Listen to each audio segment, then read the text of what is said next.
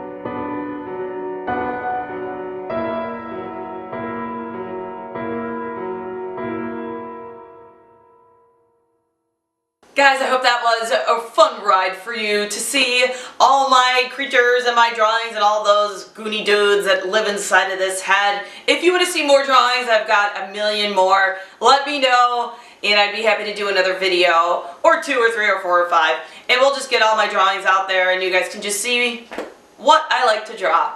Thank you guys. See you. Bye.